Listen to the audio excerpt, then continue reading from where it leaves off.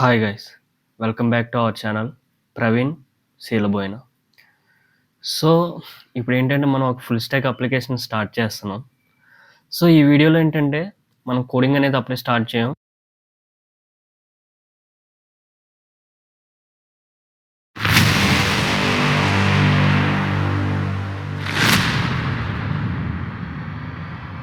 Hi guys, welcome back to our channel Praveen Seelaboina. So ఇప్పుడు ఏంటంటే మనం ఒక ఫుల్ స్టాక్ అప్లికేషన్ స్టార్ట్ చేస్తున్నాం. సో ఈ వీడియోలో ఏంటంటే మనం కోడింగ్ అనేది అప్పుడే స్టార్ట్ చేయం. ఓన్లీ ఒక ఫుల్ స్టాక్ అప్లికేషన్ అసలు ఎట్లా వర్క్ అవుతుంది అని చెప్పేసి చూస్తాం అనమాట. సో ఈ ఫుల్ స్టాక్ అప్లికేషన్ అనేది ఎవరు చూడొచ్చు? ఫస్ట్ క్వశ్చన్ మీకు రేజ్ అవుతుంది. ఈ ఫుల్ స్టాక్ అప్లికేషన్ అనేది బేసిక్ రియాక్ట్ వస్తే చాలు, ఇంకా మీకు ఏమీ అవసరం లేదు, ఇంకేమీ రాని అవసరం లేదు. ఓకే, మీకు నోట్ జేఎస్ అంటే తెలియని అవసరం లేదు, మీకు మాంగోడిబి అంటే తెలియని అవసరం లేదు, ఇంకా పోస్ట్ మ్యాన్, ట్విలియో, ఈ పేపాల్ ఇవన్నీ గురించి వదిలేయండి, గిట్ హబ్ ఇవన్నీ గురించి మీకు దేని గురించి తెలియని అవసరం లేదు. ఇంకో విషయం చెప్పనా, గిట్ హబ్ నువ్వు అసలు ఒక్క కమాండ్ కూడా రాయకుండా గిట్ హబ్ మీకు చెప్తాను ఇలా చేయాలి, ఇది ఇలా ఇలా ఇలా ఏంటనేది మీకు చాలా క్లియర్గా చెప్తాను. నాకు అసలు ఈ మీకు ఒక డౌట్ ఉండొచ్చు, నాకు అసలు ఈ గిట్ హబ్ వద్దు, నేను అసలు కనీసం సింగిల్ కమాండ్ కూడా ఎంటర్ చేయను, సింగిల్ కమాండ్ ఎంటర్ చేయకుండా అసలు ఎట్లా పోస్ట్ చేయాలో కూడా చెప్తాను. అసలు నువ్వు ఒక్క కమాండ్ కూడా ఎంటర్ చేయని అవసరం లేదు, అసలు ఏ కమాండ్ ఎంటర్ చేయకుండా నీ గిట్ హబ్లోకి మనం ఎంత కోడ్ రాసినా దాన్ని ఎట్లా పోస్ట్ చేస్తాం, దాన్ని మళ్ళీ అట్టే పక్క ఉన్న వాళ్ళు, అంటే ఇప్పుడు నేను స్టూడెంట్ కాబట్టి నాకు ఒక ప్రాజెక్ట్ ఇచ్చారు, దాన్ని చేస్తాను, నేను ఏ కమాండ్ ఎంటర్ చేయకుండా గిట్ హబ్లోకి పోస్ట్ చేస్తాను. అట్టే పక్క ఉన్న వాళ్ళు ఇప్పుడు ఇన్విజిలేటర్ అనుకోండి, లేకపోతే కంపెనీ తరపులు అనుకోండి, వాళ్ళు ఈ గిట్ హబ్ది ఎలా తీసుకుని మళ్ళీ వాళ్ళు ఎలా రన్ చేస్తారో కూడా మీకు చూపిస్తాను. అంత చాలా క్లియర్గా చెప్తాను. సో మీకు బేసిక్ రియాక్ట్ అప్లికేషన్ వస్తే చాలు. బేసిక్ రియాక్ట్ అప్లికేషన్ అంటే ఏంటి అనుకోవచ్చు, సో అది చూపిస్తాను మీకు. సో మీకు ఇక్కడ స్క్రీన్ మీద కనబడుతుంది కదా, ఏం లేదండి, ఇక్కడ ఇంక్రిమెంట్ మీద కొడితే ఒకటి ఇంక్రియేట్ అయింది కదా, డిక్రిమెంట్ మీద కొడితే మళ్ళీ 0కి వచ్చింది, ఇంక్రిమెంట్ మీద కొట్టి మళ్ళీ రీసెట్ కొడితే 0కి వచ్చింది. మీరు ఈ అప్లికేషన్ జస్ట్ బేసిక్ అప్లికేషన్, ఇది తెలిస్తే నేను చెప్పేది మీరు చూడొచ్చు, మీకు కంప్లీట్గా అర్థమవుతుంది. ఓకేనా?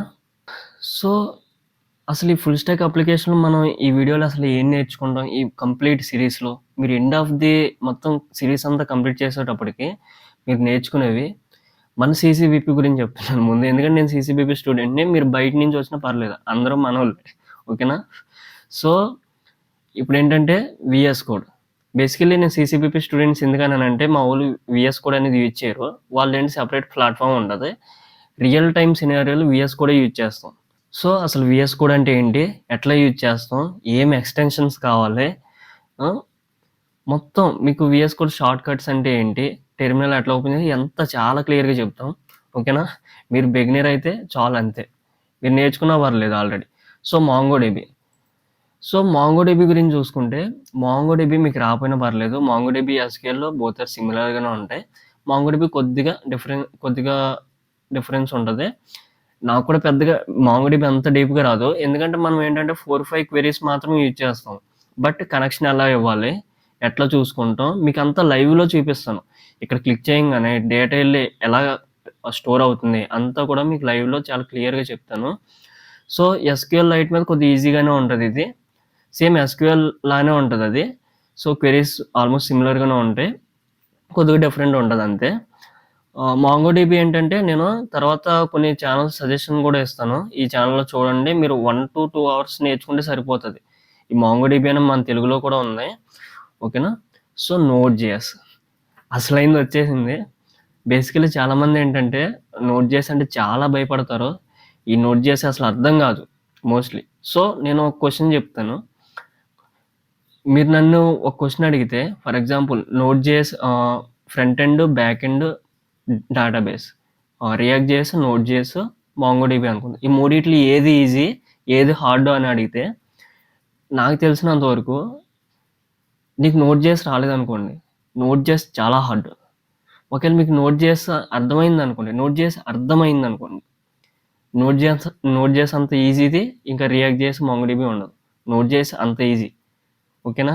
మీకు ఏపీఎస్ ఎట్లా రాయాలి, అంతా చాలా సింపుల్‌గా ఒక ఏపీఐని ఎట్లా రాస్తాం, అదే ఏపీఐని యూజ్ చేసి మన డీటెయిల్స్ అనేవి డీబీలో ఎట్లా ఏస్తాం, మళ్ళీ డీబీలో నుంచి ఇంకో ఏపీఐ యూజ్ చేసి ఆ డీబీలో నుంచి డేటాని తెచ్చుకొని మనం ఫ్రంట్ ఎండ్‌లో ఎట్లా చూపిస్తాం, ఫ్రంట్ ఎండ్, బ్యాక్ ఎండ్ ఎట్లా కనెక్ట్ చేస్తాం, మాంగోడీబీ నోడ్ జేఎస్ ఎలా కనెక్షన్ చేస్తాం అని చెప్పేసి మొత్తం అంతా చాలా క్లియర్‌గా చెప్పుకుందాం. రియాక్ట్ జేఎస్ తెలిసిందే. రియాక్ట్ జేఎస్ నేర్చుకుంటారు. అసలు పోస్ట్ మ్యాన్ అంటే ఏంటి? సో, అది కూడా తెలుసుకుంటాం, కంగారు పడకండి. ట్వీలియో అంటే ఏం లేదు. ఇదంతా చాలా సింపుల్‌గా ఉంటది. మెసేజింగ్ ప్లాట్‌ఫార్మ్ అనమాట. సో, ఈ ట్వీలియోలో మనం ఎస్ఎంఎస్ అనేవి, వాట్సాప్ అనేవి మెసేజెస్ ఎట్లా పంపిస్తాం వన్స్ యూజర్ లాగిన్ అయినప్పుడు. సో, అదంతా మీకు క్లియర్‌గా తెలుసుకుంటారు. తర్వాత ఇది డీబగ్ అనమాట. ఈ డీబగ్‌లో ఏంటంటే, మీకు డీబగ్ గురించి నేను అందులో క్లారిటీగా చెప్తాను ఆ వీడియోలో, స్పెసిఫిక్ వీడియోలో. బట్ డీబగ్ అనేది చాలా ఇంపార్టెంట్ రియల్ టైమ్ సినారియోలో. మీరు కంపెనీలో వర్క్ చేస్తున్నప్పుడు నోడ్ జేఎస్ మీద వర్క్ చేస్తే ఖచ్చితంగా మీరు డీబగ్ యూజ్ చేస్తారు. రియాక్ట్ జేఎస్ నేను యాక్చువల్‌గా వ్యూ మీద వర్క్ చేస్తాను. వ్యూలో కూడా మనం డీబగింగ్ యూజ్ చేస్తాం. బట్ చూద్దాం అది. నేను అప్పుడు ఇంకా కొద్దిగా రీసెర్చ్ చేసి మన ఫర్దర్ వీడియోలో మీకు కంప్లీట్ క్లారిటీ అయితే ఇచ్చేస్తాను. ఇంకా పేపాల్. ఇదేంటి పేపాల్ అని అనుకుంటున్నారు కదా! సో, పేపాల్ అంటే ఏం లేదు. మనం పేమెంట్ చేస్తాం. ఏదన్నా అమెజాన్ అనుకోండి.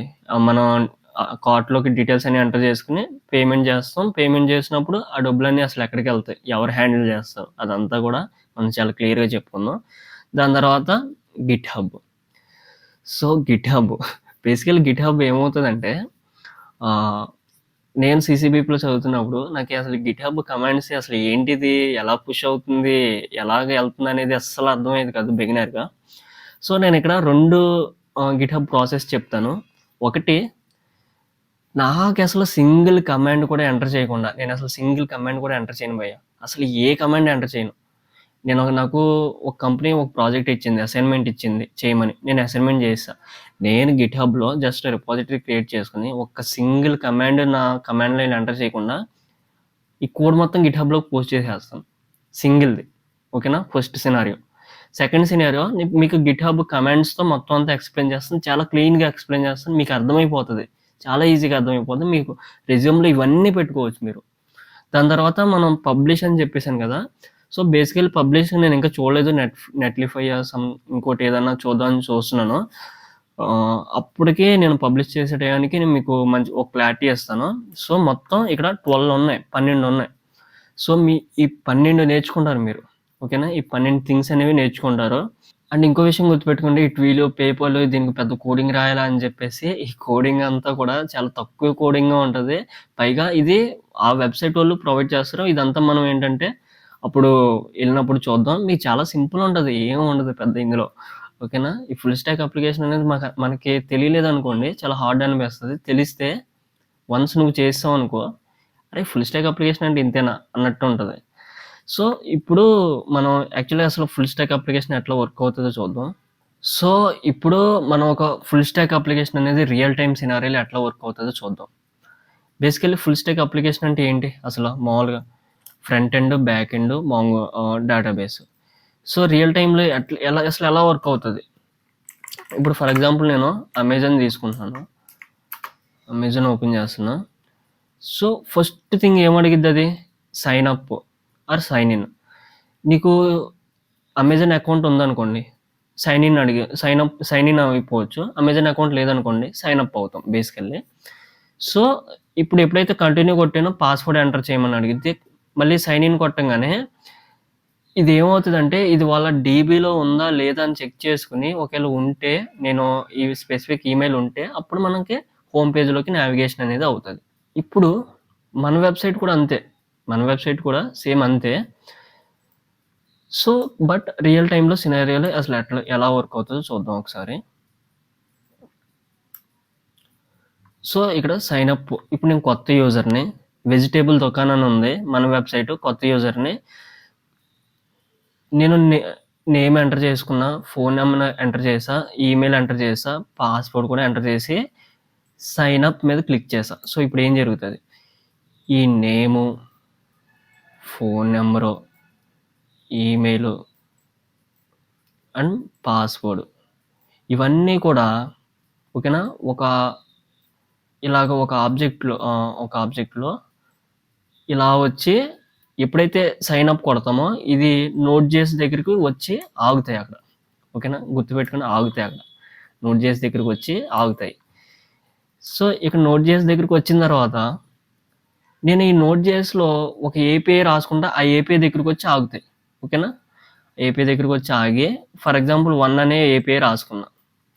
ఈ సైన్ అప్ కొట్టంగానే ఈ 1 ఏపీఐ దగ్గరికి రావాలి అని చెప్పేసి అంటే ఇవన్నీ ఏమవుతాయంటే ఈ 1 అనే ఏపీఐ దగ్గరికి వచ్చి ఆగుతాయి. ఆగి నేను ఇక్కడ రాసుకుంటా ఏమని, నాకు నేమ్ వచ్చింది, ఫోన్ నెంబర్ వచ్చింది, ఈమెయిల్ వచ్చింది అండ్ పాస్వర్డ్ వచ్చింది. సో ఇప్పుడు నేను ఈమెయిల్ అనేది అన్నిటికి కామన్గా ఉంటుంది కాబట్టి ఈ ఈమెయిల్ తీసుకుని ఇది డీబీలో ఉందా లేదా అని ముందు చెక్ చేసుకోవడానికి ఒక చిన్న లైన్ రాసుకుంటాను. ఇది డీబీలో ఉందనుకోండి, ఈ name, phone number, email, password మొత్తం డీటెయిల్స్ అన్నీ నాకు వచ్చేస్తాయి. సో వాడు డీబీలో ఉన్నాడు కాబట్టి నేను రిటర్న్ ఏమని పంపిస్తానంటే ఇక్కడికి ఫ్రంట్ ఎండ్కి user already exist, user already ఉన్నాడు, సో నువ్వు సైన్ ఇన్ అవ్వచ్చు అని చెప్పేసి పెడతాను. ఒకవేళ వాడు డీబీలో లేడు, నేను ఇక్కడికి ఈమెయిల్తో వీడు ఉన్నాడా లేడా చెక్ చేసుకోవడం పంపించినప్పుడు నాకు రెస్పాన్స్ అనేవి వాడు లేడు అని వస్తే, నల్ అని వస్తే, నేను అప్పుడు ఈ మొత్తం డీటెయిల్స్ అన్నీ కూడా డీబీలో పెట్టుకుంటాను. అంతే, అయిపోయింది. ఇదే sign up. User details enter చేస్తాడో, సైన్ అప్ మీద క్లిక్ చేయగానే నోట్ చేసిలోకి వచ్చి ఆగిద్ది. అక్కడి నుంచి ఆడు యూజర్ డీబీలో ఉన్నాడా లేడా అని చెక్ చేసుకుంటాను. ఉంటే ఆడు ఉన్నాడరా బాబు అని చెప్తాను, లేడు వాళ్ళు లేడు కాబట్టి నేను డీబీలో పెట్టుకుంటాను. అంతే, అయిపోయింది. ఇప్పుడు సైన్ ఇన్ ఎట్లా వర్క్ అవుతుందో చూద్దాం. ఇప్పుడు ఇది సైన్ అప్ కాదు, ఇది సైన్ ఇన్. సైన్ ఇన్కి ఏముంటుంది, నేమ్ ఉండదు, ఫోన్ నెంబర్ ఉండదు, ఓన్లీ ఈమెయిల్, పాస్వర్డ్ అనేది ఉంటుంది అన్నిటికి, మోస్ట్ ఆఫ్ ది వెబ్సైట్స్కి. సో నేను ఇప్పుడు సైన్ ఇన్ అని క్లిక్ చేశాను. ఈమెయిల్, పాస్వర్డ్ ఈ రెండు మళ్ళీ ఒక ఆబ్జెక్ట్లో నేను ఈసారి సైన్ ఇన్ అని క్లిక్ చేయగానే నాకు సెకండ్ ఏపీఐ అని చెప్పేసి ఇంకోటి రాసుకుంటాను, 2 అని. ఈ 2 వచ్చి నువ్వు ఎప్పుడైతే ఇక్కడ సైన్ ఇన్ బటన్ క్లిక్ చేస్తావో ఈ 2 వచ్చి కరెక్ట్గా ఈ సెకండ్ ఏపీఐ దగ్గర ఆగుతాయి. ఓకేనా, అక్కడికి వచ్చి ఆగుతాయి. ఇక్కడి నుంచి ఏమవుతుందంటే ఈమెయిల్, పాస్వర్డ్ నాకు వచ్చేసినాయి. సో ఇప్పుడు నేనేం చేస్తానంటే ఈ ఈమెయిల్తో వీడు డీబీలో ఉన్నాడా లేడా అని ముందు చెక్ చేసుకుంటాను. వీడు డీబీలో ఉన్నాడు లేదు, ఫర్ ఎగ్జాంపుల్ వీడు లేడనుకుందాం, ముందు లేడనుకుందాం. డీబీలో నాకు రిటర్న్ ఏమొచ్చింది, నల్ అని వచ్చింది, అంటే డీబీలో లేనప్పుడు నేను మళ్ళీ ఫ్రంట్ ఎండ్కి రెస్పాన్స్ ఏం పంపిస్తానంటే, అరే బాబు ఈ సైన్ ఇన్ అనేవాడు ఈ ఈమెయిల్ డీబీలో లేదు, user does not exist, please sign up అని చెప్పేసి పంపిస్తాను. అంతే, అంటే వాడు మళ్ళీ సైన్ అప్ అవుతాడు, మళ్ళీ సైన్ ఇన్ అవుతాడు. సో ఒకవేళ ఇది డీబీలో ఉన్నాడు, అప్పుడు ఏం చేస్తామంటే బేసికల్లీ మనం ఏం చేస్తామంటే నాకు రెస్పాన్స్ ఇక్కడ డీబీ నుంచి వీడు ఉన్నాడు, ఎస్ వీడు యూజర్ ఉన్నాడు, ఈమెయిల్ ఉంది, వాటి డీటెయిల్స్ అన్నీ వచ్చేస్తాయి. ఈమెయిల్తో పంపిస్తే వీడి email, password, phone number and name ఇవి వచ్చేస్తాయి. ఓకేనా, ఇప్పుడు నేనేం చేస్తానంటే చూడండి, ఇక్కడ పంపించిన పాస్వర్డ్, ఓకేనా, డీబీ నుంచి వచ్చిన పాస్వర్డ్ 2 సేమ్గా ఉన్నాయా లేవా చెక్ చేస్తాను. 2 సేమ్ ఉంటే ఇప్పుడు ఏం చేస్తామంటే వీడిది ఫోన్ నెంబర్ తీసుకుంటాను భయ్య. ఇక్కడ ఫోన్ నెంబర్ తీసుకుని ట్వీలియోతో ఒక మెసేజ్ వెళ్ళేటట్టు పెడతాను. మళ్ళీ ఫ్రంట్ ఎండ్లో ఎప్పుడైతే ఈ సైన్ అప్ ఈ ట్వీలియో ఫోన్ నెంబర్ SMS వెళ్ళిపోతుందో ఫ్రంట్ ఎండ్లో ఏంటంటే నేను ఇక్కడ JW2 టోకెన్ క్రియేట్ చేసి దాన్ని ఫ్రంట్ ఎండ్లోకి పంపించి హోమ్ పేజ్కి నావిగేషన్ అయ్యేటట్టు రాస్తాం. అంతే, మీకు ఇంకా సింపుల్గా క్లియర్గా చెప్తాను, ఇంకా మీకు కొద్ది కన్ఫ్యూజ్ అయ్యి ఉండొచ్చు. ఈసారి ఫోన్ నెంబర్ ఇవన్నీ మర్చిపోండి. ఓకేనా, జస్ట్ ఏమి ఉండదు, డీబీ నుంచి నాకు ఈమెయిల్ ఆల్రెడీ ఉంది అని నాకు ఇక్కడికి వచ్చింది. ఈమెయిల్ ఆల్రెడీ ఉన్నాడు కాబట్టి నేనేం చేస్తాను, జస్ట్ సింపుల్గా యూజర్ ఉన్నాడో ఓకే ఇన్ని హోమ్ పేజ్కి నావిగేట్ చెయ్యి.